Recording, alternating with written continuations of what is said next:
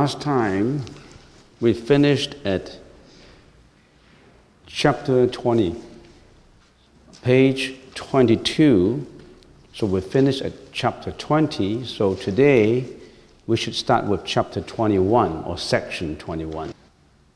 Subhuti, do not say that the Tathagata thinks, I must expound the Dharma. Do not have such a thought. Why? Because if someone said so, he will really slander the Buddha and be unable to understand any teaching or my teaching. Subhuti, when the Tathagata expounds the Dharma, there is really no Dharma to teach, but this is expediently called teaching the Dharma. Now let's explain those two paragraphs. When ordinary beings, for example, when ordinary beings are teaching something, before he teaches, his mind would think. Anybody who teach, a professor, a lecturer who teach, when he's teaching, he must be thinking. He must, for example, think in his mind that I'm going to say this. I'm going to organize in this way. I'm going to analyze in this way. I'm going to differentiate and discriminate in this way, and I am going to bring it out like that. This is my form of presentation. When you're teaching, you've got something to say. When you've got something to say, you must have form. You must have certain conceptual dimensions in your mind. So in other words, the Buddha, or anyone who teaches, he is using his mind to organize in such a way. Now, that's the mind he's using. What mind is that he's using? What is that mind? He's using, like your mind, like my mind, the delusionary mind, the unreal mind. The mind that we are using is not the real mind. Well, that's a powerful mind, of course, per se, that's a powerful mind, but that is the unreal mind. Why is that the unreal mind? The mind that a professor, a tutor, you, me, teaching, that is not the unreal mind. Why? Because that real mind is always what? Is always full of bias, full of bigotry, full of influences of your background, your education, your acquired knowledge. That's the mind that we've got. And sometimes that mind is full of anger, jealousy, hatred, envy, disappointment, fear, depression, you name them. That's the mind that we're using to teach. When we're teaching, of course, we're not doing evil deeds. We're teaching, we're imparting something onto the listeners. It depends on what you're imparting onto.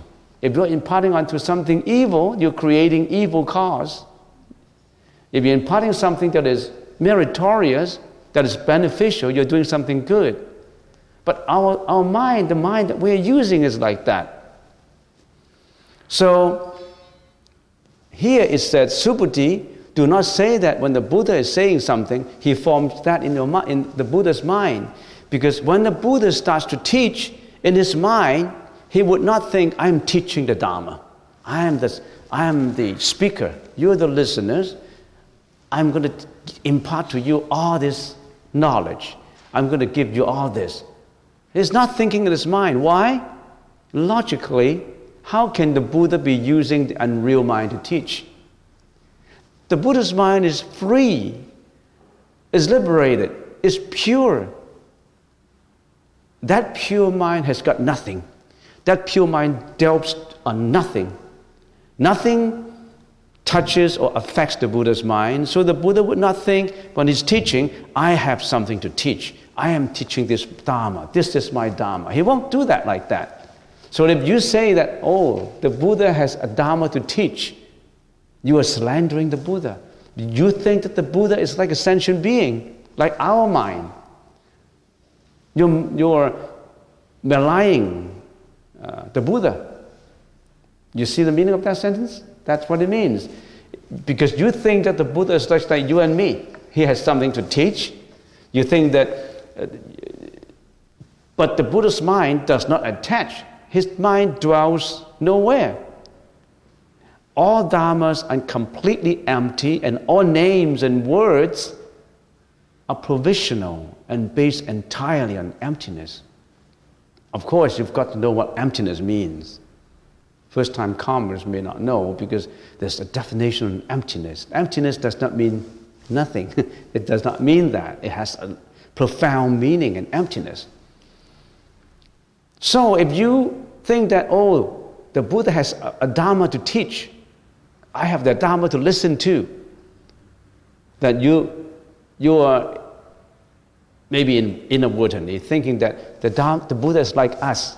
He's got something in his mind, and I am, of course, myself. I'm acquiring. The Buddha is teaching. I'm acquiring. You are doing this subject and object attachment again. Do you see the point? I'm sure the people who come here and listen all the time, you know my point. For example, when we become angry, and if we immediately come to a realization and see the emptiness of such anger, then we see the nature of the anger. Then the anger is no longer a mental affliction, no longer an obstacle to us, no longer a danger to us. If you see anger as an obstacle, it's a danger. If you see anger as empty, then it's not an obstacle anymore. If you see a flower, and if you see the non-flower elements of that flower, then you can safely use that word flower. Otherwise, that word flower is provisional, it's fallacious, it's just a name. If you see the emptiness of the flower, you know the nature of the flower.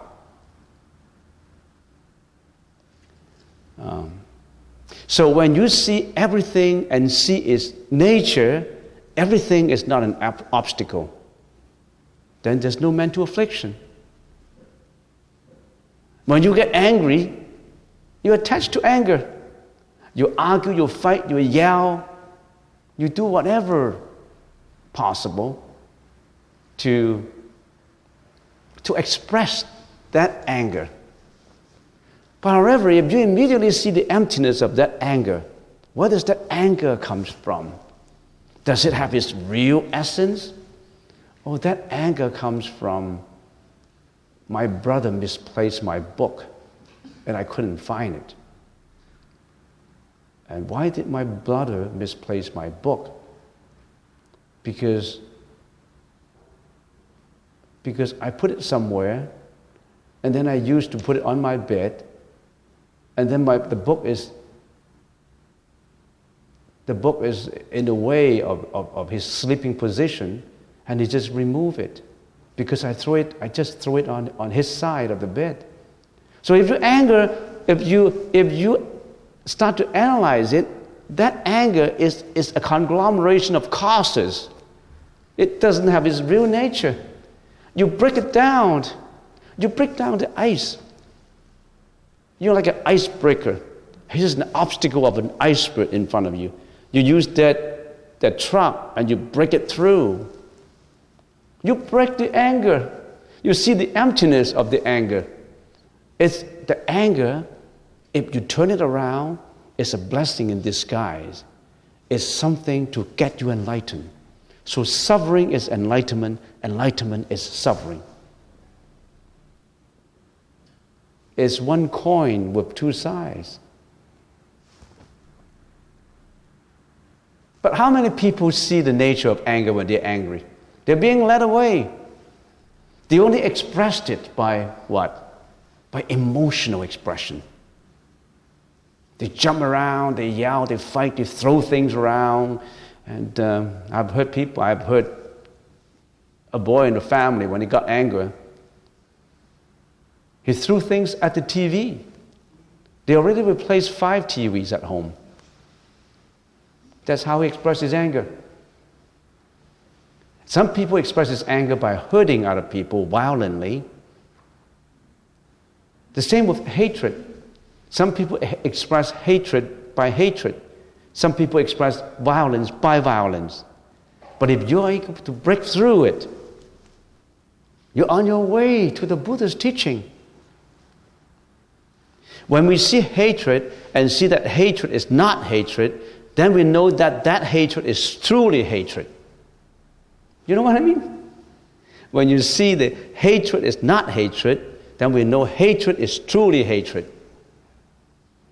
When we see that Dharma is no Dharma, when we see Dharma, we see the true Dharma,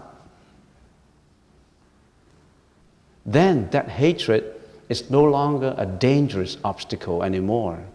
We break it through. How many people can break it through? I can break it through if I'm analyzing it using emptiness. When I forget about emptiness, I get angry. You practice and practice until when the anger comes, you immediately break it through. For some people, when anger comes, it's like the ice. They found that iceberg. They've been fed up by that iceberg. And then they go home, they look for the car. There's a time lag in between. You can't break your anger immediately. You still yell, you still shout. You still want to fight, you still want to argue. But afterwards, you think about it, you ponder about it, and you feel remorseful. You feel that you shouldn't have done it. Sometimes that could be too late. To some people, he expresses anger by hurting other people. He committed the crime of hurting, the crime of killing. And then he becomes remorseful. He feels sinful and guilty, but that's too late. So the practice depends on how immediate can you break through that ice. Bodhisattvas come to an immediate realization of any obstacle in front. We sentient beings, sometimes it may be too late. But being too late is better than not knowing it. For some people, they committed something wrong and they don't even know about it. They don't even feel guilty about it. They don't even know that's a mistake. Some people keep on shoplifting. They never know that is illegal. They just keep on doing it until one day they got caught. A more clever person, after doing it for a few months, he comes to realization, oh, this is something not right. I would stop. An even more clever person would immediately know after the first act. The wise person would never have done it. So it depends on the level of enlightenment. How enlightened are you? So everybody has different levels. Every person has different karma level. So that's why we're all different. Why are we going through the lot that we have gone through? Because of what you have done. Your karma brought you here. Your karma, brought you to what you have experienced. That's why everybody is different. Some are healthy, some are unhealthy, some are rich, some are poor. No one is the same. No two persons have the same, if we can call fate. No two persons have the same fate. Not even twins. I already mentioned that all the time. So, think about this. If we think that the Buddha thinks like us, that means the Buddha is teaching and has something to teach. Then the Buddha in our mind is like a sentient being who is unenlightened.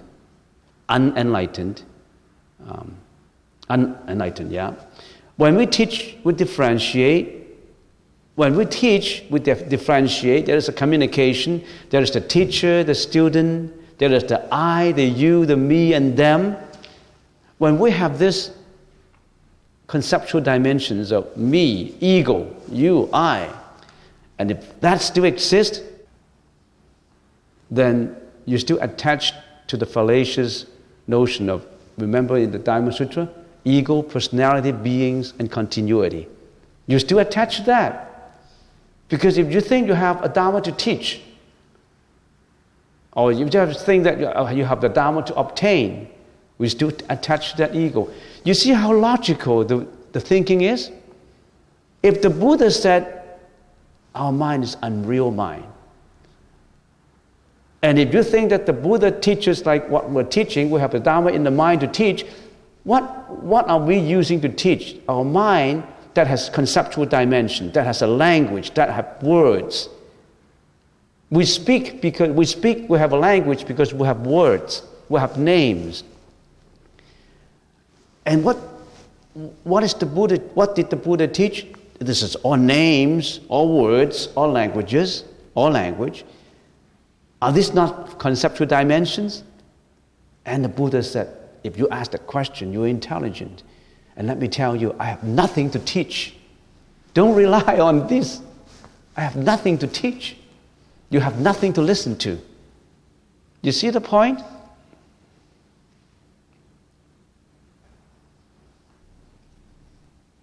If you think that the Buddha has something to teach, that means the Buddha has an acquired knowledge. The Buddha has obtained something. And you still have the subject and object attachment. So, you see those two paragraphs? That's exactly what it means. When the Buddha is teaching, he wouldn't have this in your mind. I have something to say. I have something to teach you. You've got to listen. This is good for you. He wouldn't have that in his mind because he's teaching from the pure mind. He's just expediently called that Dharma because if you don't call it something, what do you call it with? He just expediently used that medium of communication, that is the language, the words, to impart to you what he wants to say. But in his mind, it's all pure. See that point? So how did the wise Subhuti answer the Buddha's question? That's a difficult question to answer. But before Subhuti hesitated, the Buddha answered for him in the next paragraph, the third paragraph. He says, when the Tathagata teaches the Dharma, there is really no Dharma to teach. That's why it is called a Dharma. This is called teaching the Dharma. It seems paradoxical. It is not. It's just people don't understand it. They think it is paradoxical. Then let us get a closer look at this from two perspectives. Again, that's why I said if we can finish these two paragraphs in 45 minutes, it's sufficient for today. Let's take a look at it again in detail. From two perspectives. One is from the Buddha's perspective, the speaker's perspective, and the other is from the listener's perspective. When the Buddha is teaching the Dharma, there is really no Dharma that he's teaching because his mind is not differentiating, it's not discriminating, not organizing, not judging, not biasing like sentient beings. His mind is pure and free from all. He is speaking just because he wants to express it for sentient being to understand. He himself has no thought, not a trace of impurity. His mind is empty of all things. How can then he still maintain that idea he has a Dharma to teach? So that's from the speaker's perspective. His mind is all clear. So there's nothing to teach. There's no listeners. There's no speaker. The Dharma in terms of words or language is just for expression, just for teaching. To the Buddha's mind, no attachment. Why do we become sentient beings and get into path of reincarnation? Because we have attachment. We cling to appearances. We cling to forms. So all these conceptual dimensions are not the real mind. The real mind has no subject, no object. The real mind is free and pure. In order to express it, we say the real mind is empty. So remember what the Heart Sutra says? We just read the Heart Sutra, and I can repeat it in here, just to remind you. We just chanted the Heart Sutra. The Heart Sutra said, the emptiness of all things is neither created nor does it perish. neither pure nor impure, neither decreasing or increasing. That's exactly what it means. Therefore, in emptiness, there is no form, nor perception, nor volition, nor consciousness, no eye, ear, nose, tongue, body, or object of mind, no realm of the eyes up to no realm of consciousness, no ignorance up to no old age and death, nor the extinction. There is no suffering, no cause of suffering, no extinction, no path, no wisdom, and also no attainment, because there is no object to be obtained. There's nothing to be obtained. This, the Heart Sutra just mentioned, yes, the Buddha expounded the Four Noble Truths. What's the Four Noble Truths? Suffering, causes of suffering, cessation of suffering, and nirvana. So in here we say there is no suffering, no cause of suffering, no extinction, no path. It does not mean that there is no Four Noble Truths. It means that the real mind, it does not come out from the real mind. The real mind is pure, and yet it has to come out. It comes out from the unreal mind. But if nothing comes out, how can sentient beings be benefited by it? So that's why it's affirmation of the Dharma, and then there's a negation of it to tell you that all that is from the unreal mind. Do you know about the unreal mind? Or you stick to your unreal mind? You still live by your unreal mind? Some commentators compare the Dharma taught by the Buddha to a mirror. A mirror reflects without any intention to do so. You come to a mirror, the mirror does not intend to reflect you. The mirror reflects you, but the mirror has no intention to reflect you because the mirror is pure. And also the mirror has no attachment as to what is being reflected. You come to it, it's just reflected. This is how the Buddha teaches without teaching. The Buddha has no intention, has no impurity. The Buddha does not differentiate what is the images on the mirror. It's one pure reflectability. Now, that's what it means by this paragraph, from the perspective of the speaker. The speaker, it doesn't come from the speaker's unreal mind. It's from the truth. But yet, he has to speak about it. In other words, remember we said the Buddha has three bodies.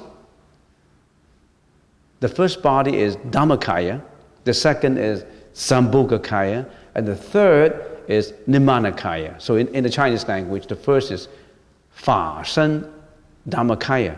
The second is Bao Shen Sambhogakaya. The third is Ying Hua Shen Nimanakaya. Now, Dharmakaya, the Dharma body, is thoughtless. It has nothing in it. So it says nothing and it teaches nothing. It expresses nothing. How can the formless express form? It accommodates form, but it doesn't express in form.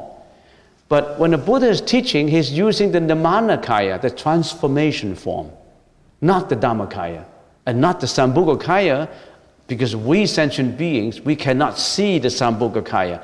Only high-level bodhisattvas can see the Sambhogakaya. The Sambhogakaya is the reward body of the Buddha.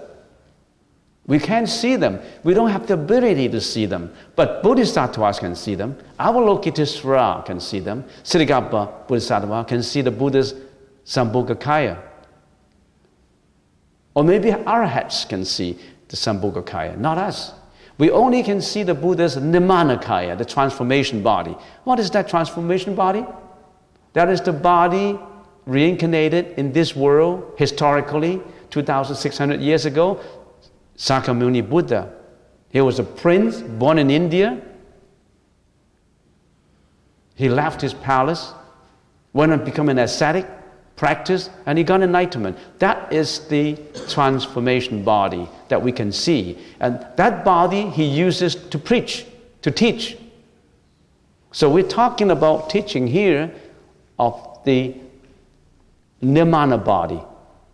But here, the Buddha reminds us the Dharma body has nothing to teach. Because the Dharma body is thoughtless. If the Dharma body has something to teach, it's not right. The Dharma body has nothing to teach because it's one pure reflectability.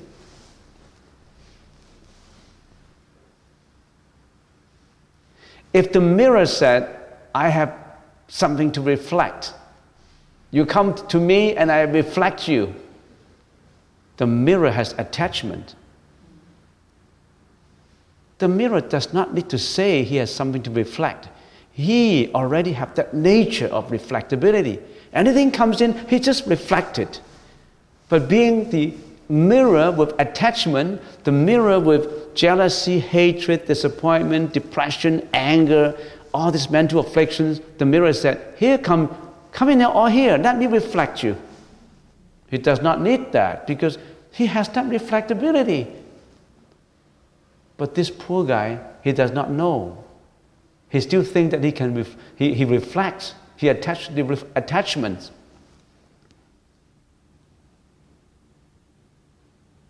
Okay, that's from the perspective of the speaker.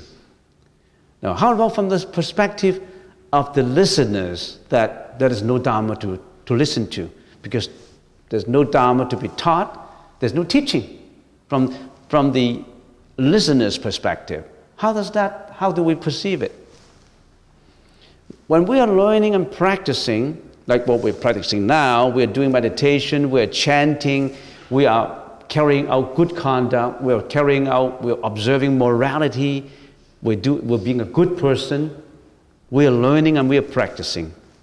We're the listeners, or the readers, we're the objects. The Dharma teachers or the books, we think that's the subject. The Dharma is expressed in words, in the language that we understand. In our mind, we still have the conceptual dimensions of learning and listening and differentiating and discriminating and contemplating. But if we consistently practice according to the Buddha's teaching, we may gradually or we may finally come close to a realization if we practice like that.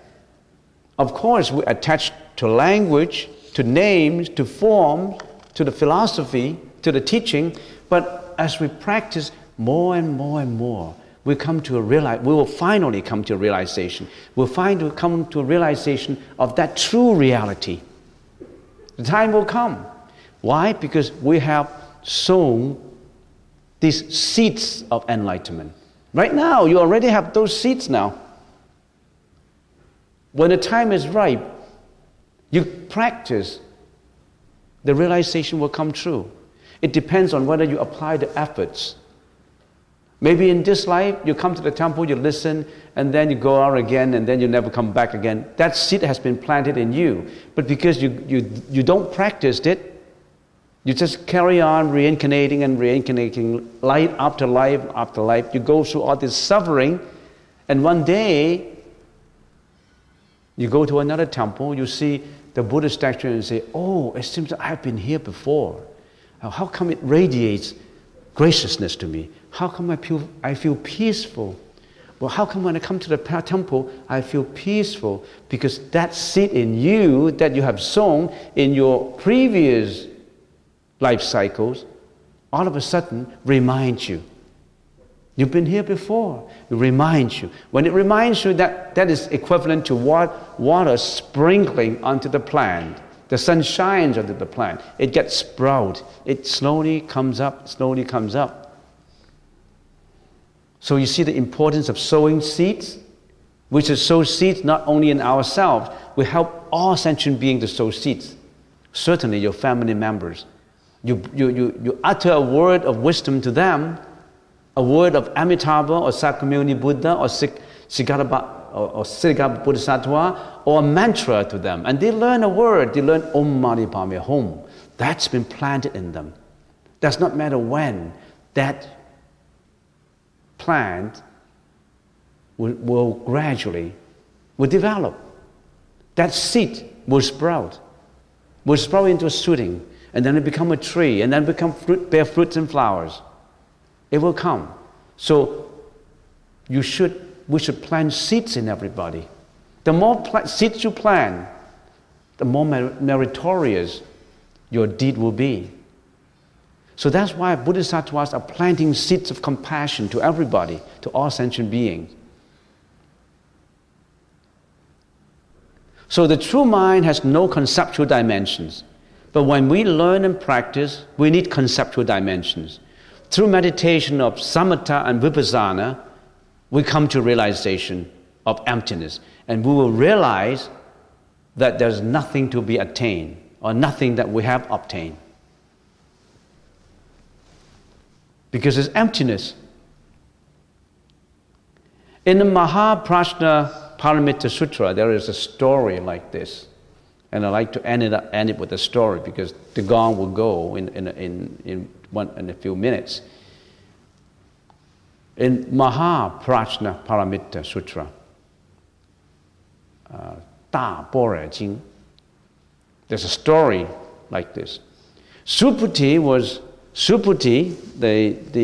the person mentioned in the Arahat mentioned in there, was renowned for teaching the philosophy of emptiness. 解空第一. He's the number one saint in promoting emptiness, because he fully understands it. That's the reason why he's always appear in the Diamond Sutra, because he understands emptiness the most, the best. So Subhuti was renowned for teaching the philosophy of emptiness, and he's always teaching it. He was always going out, after alms round, after listening to the Buddhist lecture, then he himself went out to promote emptiness, letting people know about emptiness, non-attachment. And one day while he was teaching, the king of one of the 6 heavens of Kamadhatu, because we have 6 heavens in Kamadhatu. You know Kamadhatu? For people who haven't listened to Buddhism, you may not know. Kamadhatu is the world of desires that we're living in. We have desires of, like, for example, food, sex, and sleep, and we have desire for reputation, for wealth, all these desires. In this Kamadhatu, we only occupy certain level of existence. There are other levels of existence in heaven. We have the 6 heavens, and one of the heavens is called as the Sakrodevam heaven, or the Sakra heaven. And the king of that heaven control this world, the desire world. So one day, Subhuti was teaching the king of one of the 6 heavens of Kamadhatu. It's called the Sakra Devanam, or simply the king of Sakra heaven, heard his teaching and was so touched and so impressed by Subhuti's teaching of emptiness. So he descended from heaven with all the other followers. He had a whole retinue of followers following him, all the guardian angels following him. So he was so happy with Subhuti's explanation of emptiness that it descended from heaven with a whole retinue of followers. And he instructed the guardian angels to scatter flowers, frequent flowers from heaven, onto Subhuti and all the ground surrounding, scattering flowers. And when Subhuti asked the king of heaven why he was doing this, at that time the listeners couldn't see the king of heaven. Only Subhuti could see. And why was there flowers coming down? And the sacred king said, he is making offering to thank Subhuti for teaching him prajna. It's just thank you. He praised him and he thanked him and he wanted flowers scattered onto him. And Subhuti replied, and he said, but I have not said one word of prajna. You said you praised me because of what I said of prajna, But I have not said one word of prajna. How can you say I teach prajna? To this the king replied, so it is. The Venerable Subhuti does not teach one word, and I do not hear one word.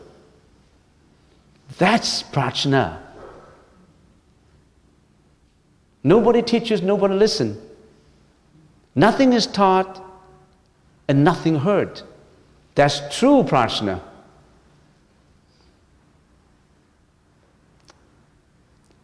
Not only are the teachers and the teaching empty names, so too are the beings who listened, who believe and who practice this teaching.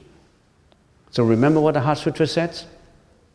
When the Bodhisattva comes to a real realization, the Bodhisattvas practicing prajna paramita have no obstacles in mind. Having no obstacles, they overcome fear, liberating themselves forever from its delusions, ultimately realizing nirvana. All Buddhas of the past, present and future, abiding in prajna paramita or emptiness, attain anuttara samya sambuddhi. No more obstacles. Because you see through things as they are, not as they appear to be. You see through anger as what it is, not what it appears to be.